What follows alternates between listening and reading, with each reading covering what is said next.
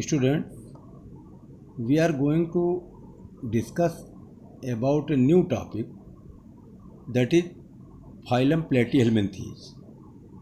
This topic is belong to animal kingdom and related to class 11th. Students, these are some animals related to phylum Platyhelminthes.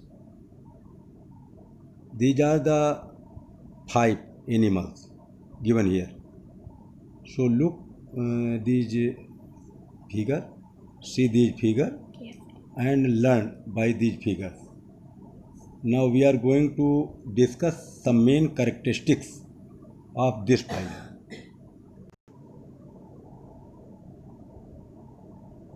Students, the main characteristic features of this phylum are animals of this kingdom are called commonly known as flatworm.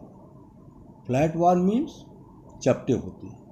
These animals are dorso-ventrally flattened. Their body is dorso-ventrally flattened, so these are called flatworm. Animals are mostly parasitic.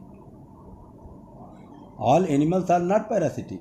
Some animals are parasitic. Some are free living, terrestrial, or they are found in aquatic media. On other animals, including human beings, parasitic forms of animals are found. They show organ level of organization. Student, इनमें organ level का organization पाया जाता है. Some show organ system level of organization. कुछ ऐसे भी जीव हो सकते हैं जो ऑर्गन सिस्टम लेवल का ऑर्गेनाइजेशन रखते हो. And they are triploblastic. They are bilaterally symmetrical. They are acoelomates. Acoelomates means without coelom. Coelom नहीं पाई जाती है. Parasitic forms have hooks. Students, some figures are given here in which hooks and suckers are shown.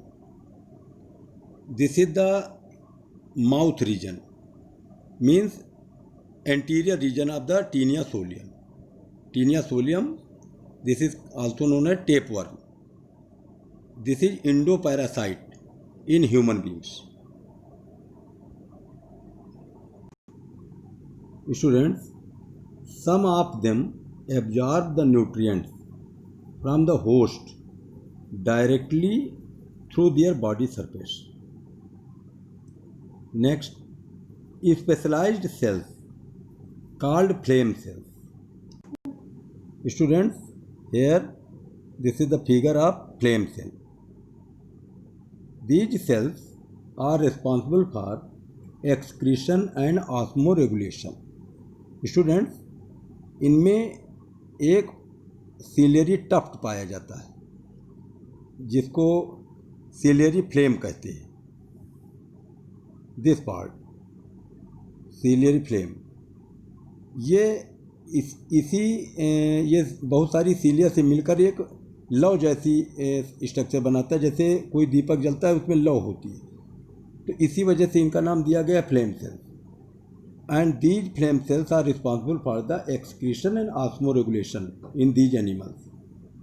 Now next, animals non metameric segmentation. Animals show non metameric segmentation. Animals are generally hermaphrodites. Hermaphrodite means bisexual.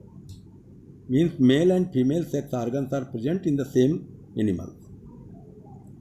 Fertilization is internal and development includes many larval stages.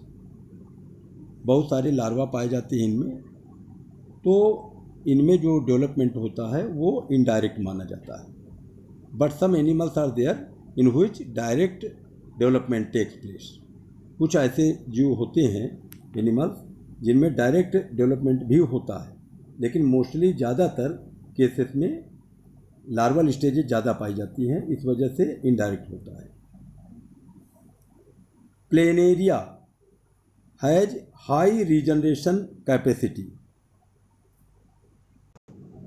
Students, here are some figures of planaria. Figure A and B. In figure A, fission is given. This is a type of asexual reproduction. Means some animals show fission. And other method of asexual reproduction, that is regeneration. In figure second means B, अगर हम planaria को 2 या 3 खंडों में part में बांट दें, cut कर दें, तो प्रत्येक पार्ट बढ़ करके एक न्यू प्लेनेरिया बना लेता है। तो ये कैपेसिटी इस प्लेनेरिया में पाई जाती है स्पेशली। और इसके एग्जाम्पल्स में टीनिया सोलियम, जिसको टेपवर्म बोलते हैं, ये इंडो पैरासाइट होता है, हम लोगों के बॉडी में पाया जाता है, इंटेस्टाइन में, और अपनी बॉडी सरफेस से हमारा लोगों का जो डाइजेस्टेड फूड मटेरियल होता है वो एब्जॉर्ब करता रहता है। इसकी वजह से हम लोगों में एनीमिया की डिजीज हो जाती है।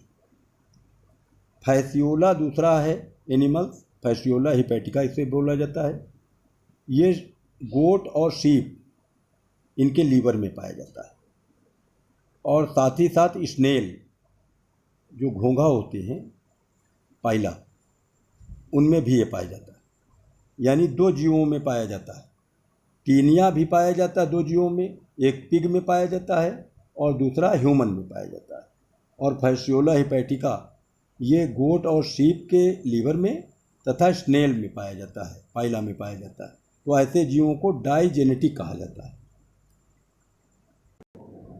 Students, here this picture is showing the life cycle of Taenia solium. Taenia solium humans में और पिग में किस तरह से अपनी लाइफ साइकिल को पूरा करता है। Now second picture related Fasciola hepatica, means this Fasciola hepatica is digenetic, which is found in goats and snail. So this Fasciola completed their life cycle between 2 hosts. So this is also known as digenetic. Now students, parasitic adaptations of platyhelminthes. First of all, morphological adaptations. Locomotory organs are absent except when required for movement in search of host. Second, digestive organs are reduced or absent. Next, sense organs and nervous system are poorly developed. Next, suckers and spines occur for attachment to host. Next, cuticle is resistant to digestive enzymes and antitoxins of the host. Next, circulatory and respiratory systems are absent. Next, egg shell or resistant, means इनके जो egg के ऊपर cell पाई जाती है, this is the resistant, काफ़ी दिन तक पड़ी रहती है बाहर, अनफेवरेबल कंडीशन में वो जीवित रहता है। Now physiological adaptation. First one is respiration is anaerobic. Second one, secretion of anti-enzymes and mucus to neutralize the digestive enzymes of the host in case of intestinal flatworm. Next, osmotic adaptability to live in different media. ये तरह तरह के medium में रह सकते हैं, ये बहुत बड़ी विशेषता इनमें पाई जाती है। Next, hermaphroditism for insuring reproduction means इनमें बाइसेक्सुअलिटी पाई जाती है, बाइसेक्सुअल कंडीशन पाई जाती है, तो ये इससे इंश्योर हो जाता है कि रिप्रोडक्शन होगा ही होगा। And last, high rate of multiplication, इनमें पैदा करने की रिप्रोडक्शन की क्षमता बहुत ज़्यादा होती है और बहुत ज़्यादा मात्रा में एग्स उत्पन्न करते हैं। Student, so these are some main characteristic features of this phylum. Now I hope that you will be understand and learn more about this phylum. Thanks.